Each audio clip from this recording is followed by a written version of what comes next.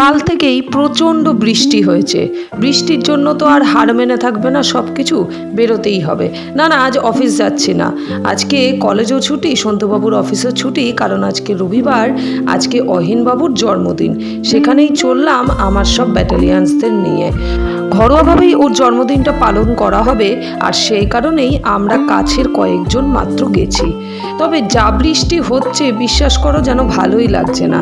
তবে সবার মাঝখানে এসে গল্প করে আনন্দ কিন্তু বেশ ভালোই হচ্ছে। খাবার দাবার সেভাবে দেখাতে পারলাম না, তবে মেনুটা একবার বলে দিই: ভাত, ডাল, পমফ্রেট মাছ সর্ষে পোস্ত দিয়ে, তার সাথে চিকেন কষা। চলো এবার সন্ধেবেলার আয়োজন। আমরা ঘরের কয়েকজন মিলে ছোট্ট একটা কেক কেটে বাচ্চাগুলোকে নিয়ে সুন্দরভাবে সেলিব্রেশন। ওকে সবাই কিন্তু উইশ করবেন, ও যেন পুরো পরিবার নিয়ে খুব ভালো থাকে। এখানেই শেষ নয়, ও কিন্তু মানবিক রানাঘাটে বাচ্চাদেরও সুন্দরভাবে খাইয়েছে। সাবস্ক্রাইব।